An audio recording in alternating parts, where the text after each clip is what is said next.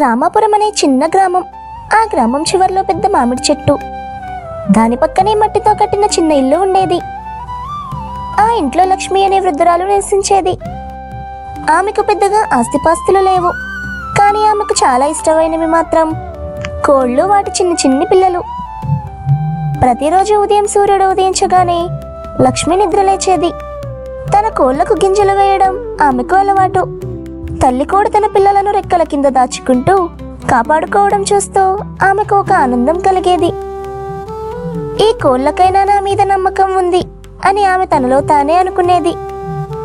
అదే గ్రామంలో రఘు అనే ఒకడు ఉండేవాడు. అతను చదువుకున్నవాడు, కానీ ఓర్పు చాలా తక్కువ. చిన్న పనులు చేయడానికి ఇష్టపడేవాడు కాదు. ఒకేసారి డబ్బు రావాలి అన్న ఆలోచనతో ఎప్పుడూ ఏదో ఒక దారి వెతుకుతూ ఉండేవాడు. ఒకరోజు రఘు లక్ష్మి ఇంటి దగ్గరికి వచ్చాడు. కోడి పిల్లలు చుట్టూ తిరుగుతూ మట్టిలో గింజలు వెతుక్కుంటూ ఉండడం చూసి అతని కళ్ళల్లో ఆశ మెరిసింది. అమ్మా, ఈ కోడి పిల్లలను అమ్ముతావా అని అడిగాడు. లక్ష్మి చిరునవ్వుతో, వాటిని అమ్మాలనిపించడం లేదు నాయనా, ఇవి నా కుటుంబం లాంటివి అని చెప్పింది. రఘు నవ్వుతూ, ఇవి పెద్దగా అయ్యేలోపు ఏదైనా జబ్బు వస్తే చనిపోతాయి, ఇప్పుడు అమ్మితే డబ్బు వస్తుంది కదా అని అన్నాడు. లక్ష్మి తల ఊపుతూ, డబ్బు కంటే నమ్మకం, ఓర్పు ముఖ్యం.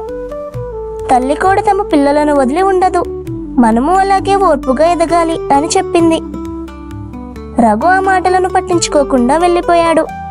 కొన్ని రోజులకు గ్రామంలో భారీ వర్షాలు పడ్డాయి. చుట్టుపక్కల పొలాలన్నీ నీటితో నిండిపోయాయి. చాలా మంది తమ పశువులను కోల్పోయారు. రఘు పెట్టుబడి పెట్టిన చిన్న వ్యాపారం కూడా నష్టపోయింది. అతను పూర్తిగా నిరాశలో కూరుకుపోయాడు. అదే సమయంలో లక్ష్మి కోళ్లు మాత్రం సురక్షితంగా ఉన్నాయి.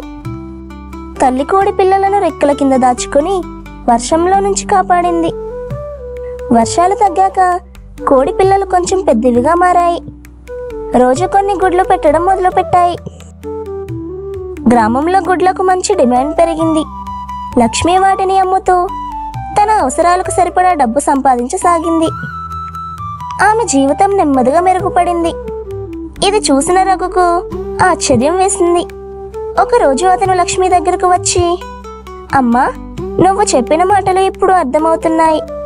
నేను తొందరపడి లాభం కోసం పరుగెత్తాను, కానీ నువ్వు ఓర్పుతో ఎదిగావు అని అన్నాడు. లక్ష్మి అతని భుజంపై చేయి వేసి, నాయనా, కోడి పిల్లలు ఒక్క రోజులో పెద్దవిగా కావు, మన జీవితం కూడా అంతే.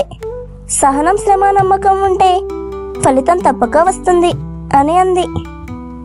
ఆ రోజు నుంచి రఘు తన ఆలోచన మార్చుకున్నాడు. చిన్న పనులు చేయడాన్ని అవమానంగా చూడకుండా కష్టపడడం మొదలుపెట్టాడు. లక్ష్మి దగ్గర నుంచి కోడుల పెంపకం నేర్చుకున్నాడు. కొన్ని నెలల్లో అతను తన కాళ్ళ మీద నిలబడ్డాడు. గ్రామంలోని వారు లక్ష్మి ఇంటిని చూస్తూ, ఈ కోడి పిల్లలు మనకు గొప్ప పాఠం నేర్పాయి అనుకునేవారు. ఈ కథలో నీతి ఏంటంటే, జీవితంలో తొందరపాటు లాభాల కంటే ఓర్పు, శ్రమ, నమ్మకం ఉంటే నిజమైన విజయం లభిస్తుంది.